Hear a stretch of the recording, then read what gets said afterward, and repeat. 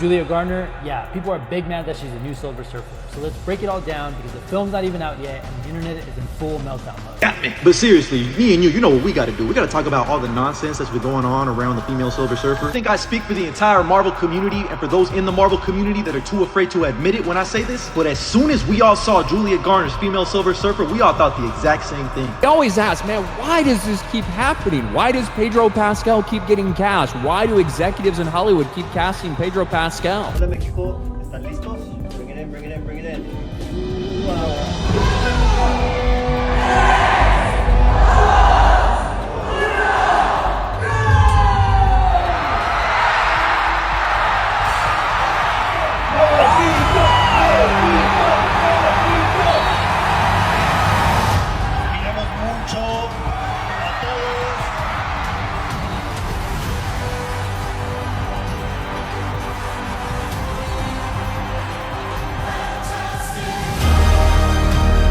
Fantastic Four, the return of the MCU. What? Oh my god. They made Invisible Woman a girl this time on a team that contains 3 other men. I just can't believe it. Marvel has gone full woke-yoki again. Like, bro, I don't understand the rage debate here. Are you upset Sue Storm may be the leader of the Fantastic Four? Are you upset Silver Surfer, the character everyone around the world totally cares about, is a woman now? Like, you would think that these woke YouTubers would be happy that they got what they wanted, a full-blown Fantastic Four with gender and skin-accurate actors, but even that, they somehow try to finesse wokeness into it. Pedro Pascal just clapped back at Marvel fans live on Instagram, and it wasn't pretty. The reason? A gender-flipped Silver Surfer. Imagine scrolling through Twitter and suddenly seeing Marvel Studios trending, again. But this time it's not a trailer or casting rumor. It's official. Silver Surfer is now a woman in the upcoming Fantastic Four film. Cue the digital explosion. Cheers, rants, memes, fanbases clashed like titans. This isn't just any hero. Pedro Pascal mustache. You know what? I'd like to talk about the mustache. I think today's the day. You see this. This is powerful. Clean shaven 5 days ago. This is powerful facial. This is facial hair. This looks like you're undernourished. I actually was doing a play before Narcos started shooting, and the boss came to see the play and he was like, keep the stash, and I was like, okay. And now people are like, don't ever get rid of your mustache. You look like my grandmother without. Silver Surfer stands for sacrifice, freedom, and cosmic loneliness. Changing that figure disrupted emotional nostalgia. Some called it refreshing. Others called it erasure. Change shakes people. But change also builds new icons. Pedro Pascal went live for what fans thought would be casual talk. But comments quickly turned toxic. Why support a female surfer? Stop ruining heroes. The smile dropped. The mood soured. And then, unbelievable, he muttered. His tone sharp, eyes narrowed. He wasn't even in the film. But he'd had enough. He pushed back, visibly frustrated. A lot of fans were really surprised to find out you were playing a Silver Surfer. Throughout the process, I wondered if there was anything that really surprised you about your role in the project. I mean, just how big it is. It's such a big universe, and I feel so grateful that I just get to be like a little part of it, to be honest. And yeah, everybody on that job, I think the casting of the 4 is phenomenal, and they're so wonderful, and Matt Shackman's amazing, so I'm very excited. Yeah. The feed went from chill to chaotic in seconds. Clips flooded TikTok. Fans argued. Media picked it up. One moment flipped the internet. One word triggered a firestorm. Before this storm, Silver Surfer was Norrin Rad, an alien philosopher with a surfboard, cursed by Galactus and adored by comic fans. But here's the twist. Marvel already introduced a female Silver Surfer years ago in the comics. Her name? Juno. A powerful canon addition, just lesser known. So is the movie rewriting history? Not quite. It's just picking a different thread from the same cosmic cloth. Fans forget, comics evolve constantly. Gender swaps aren't retcons, they're deep dives. And you think Fantastic Four will be high fives then? And that is partially because Marvel's recent track record in the box office, right? With Plus the Thunderbolts, Fantastic- yeah. and plus the Fantastic Four has genre. not been a strong IP in the theaters thus far. So factoring all of that in, I do think Fantastic Four is going to perform a little bit worse. So both would be a failure then. I don't consider them failures. That would be, if you I don't consider them failures. If they going- don't make $1 billion, that doesn't mean they failed. You said 5. That's a failure. I don't think that's a failure. If you It look has at made the us track money. record of their movies, that would be bad. The outrage overlooked the receipts. Some fans cried woke, others saw bold inclusion. Behind the scenes, Marvel execs framed it differently, expanding cosmic perspectives and drawing from established arcs. But critics questioned the timing. Representation? Yes. But did it also smell like a PR play? Let's not pretend studios don't weigh market optics. A new face brings new fans and fresh headlines. Till when intention meets authenticity, it works. David Tennant wanted to play Reed Richards, but Marvel picked Pedro Pascal instead. At London's MCM Comic Con, Tennant shared his hope to star as Mr. Fantastic in the Fantastic Four: First Steps. He praised Pascal, saying, "If it has to be someone, I'm very happy it's Pedro Pascal." Now fans are counting the days to the film's July 25th release, excited for this new take on the Marvel classic. Could Tennant have taken the superhero role to new heights? Well, the wait is on. Fantastic Four hits theaters soon. When it feels forced, backlash brews fast. Diversity without depth fails. Strategy needs sincerity. Thousands tweeted in rage, but who were they really? Stats show that often the loudest critics make up the smallest group. Most fans? They scroll past, quietly curious, till perception rules the algorithm. One viral hashtag can feel like a cultural shift. Studios panic. Headlines amplify. And suddenly, a minor uproar becomes a major crisis, even if silent support outweighs vocal hate. We're really stepping into, I think, the essence of what this comic is and the original Marvel family. We are about to start filming on Monday or Tuesday. One of those days. We'll say us. We'll say Us. we'll say that the 1960s are pretty cool. Yeah. Yeah, exactly. This is Marvel's first family. We have 4 amazing actors. They've bonded. They are a family already. Artist Pedro is one of the best actors I've ever witnessed and worked with. So who could possibly be better to lead this movie? Vanessa Kirby No. is my assassin. She's That's not going to a get killer. excited. Yes, it will.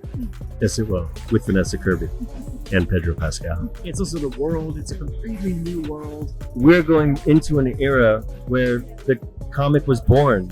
Isn't that exciting? Don't mistake noise for numbers. This wasn't Pedro Pascal's first rodeo. Star Wars fans dragged him during The Mandalorian Season 2 for wokeness in casting. He clapped back then too, classy but firm. He's used to being the face of change, and that comes with heat. He doesn't just act, he engages. But the line between authenticity and reaction is razor thin. Fans respect honesty until it gets personal. Patterns speak louder than posts. Before the reveal, speculation buzzed for weeks. Would Silver Surfer be Latino? Asian? Non-binary? The vacuum of facts became a playground for projection and misinformation. Rumors snowballed into expectations, then into entitlement. So ever since we got the Fantastic Four cast, many people were skeptical on Pedro Pascal playing Reed Richards. However, just recently, a video got out on how Pedro memorizes his lines for his upcoming projects, and now people are switching up on the casting or actually liking it. I bet I could find and show you like the psychotic example, this physical example that I have now that I have to do to learn my lines. What do you got there, Pedro? So this is this like psycho first letter of every gibberish. Word. Oh, I use that you do next to the. You just use the first letter of each word, and in kind of these sort of like towers, these like columns, I guess. And then it's this very, very tedious way of like making yourself learn the line if you're in a scramble and trying to sort of like learn text really quickly. This is giving Reed Richards vibes. Yeah, Marvel cooked. He's gonna be a great Mr. Fantastic. Fans built entire storylines in their heads. So when reality hit, it clashed with headcanon. Not because it was bad, but because it wasn't theirs. Expectations shape outrage. Enter Julia Garner, Emmy winner, powerhouse performer, and now the cosmic sentinel herself. Her casting wasn't random. Insiders say Marvel wanted someone with gravitas and range, not just star power. But did the internet give her a chance? Barely. Hate came first. Praise lagged behind. It's the internet's reflex now, reject then research.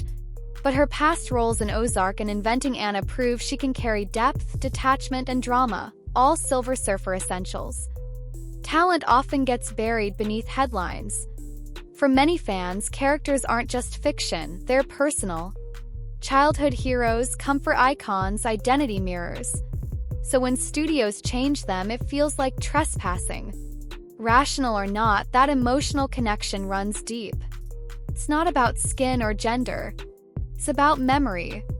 Change feels like erasure, not evolution, especially when people aren't ready for it. But art must evolve or it stagnates. Ownership doesn't mean immobility. Why do some fans explode over casting? It's rarely just the role. It's identity, insecurity, and community all wrapped into one. Being right online gives people purpose. Rage bonds strangers. Rage becomes a tribe. The internet rewards reaction, not reflection. Platforms push the loudest, not the wisest. So what starts as critique snowballs into toxicity, fast.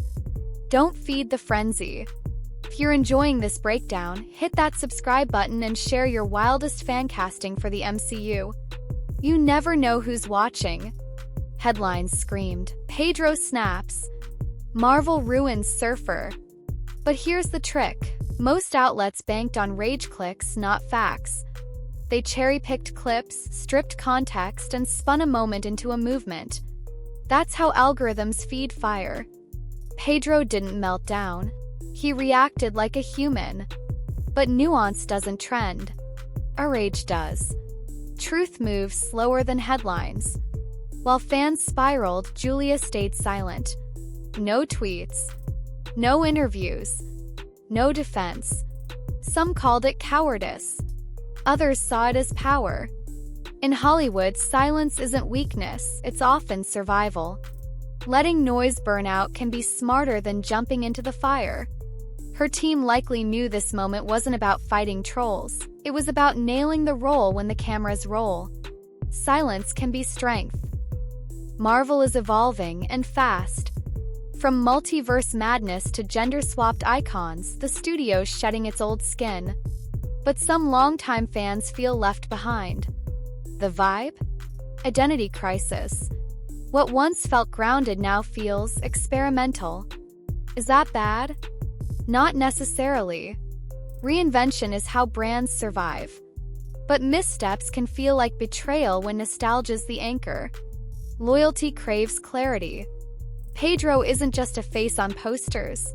He's a cultural force. From Game of Thrones to The Last of Us, he's become a symbol of depth, diversity, and resilience. When he speaks, fans listen. So his reaction carried weight, even if unintended. He may not shape scripts, but he shapes sentiment. That's the kind of influence studios can't buy, only earn. Some voices echo longer than others. The original Surfer rode the stars as a loner, a cosmic exile burdened by guilt. But a female version? That opens new layers: motherhood, isolation, empowerment, and rebirth. It's not subtraction. It's expansion. Same power. New lens. Silver doesn't change its shine, just the story it reflects. Fresh angles deepen old myths. Kevin Feige broke silence in a press release. This casting honors the legacy while expanding its reach. No apologies. No pandering. Just a calculated, confident stance. Translation? Marvel isn't backtracking. Studios rarely speak unless stakes are high. This time, the message was clear. We're not here to debate, we're here to create.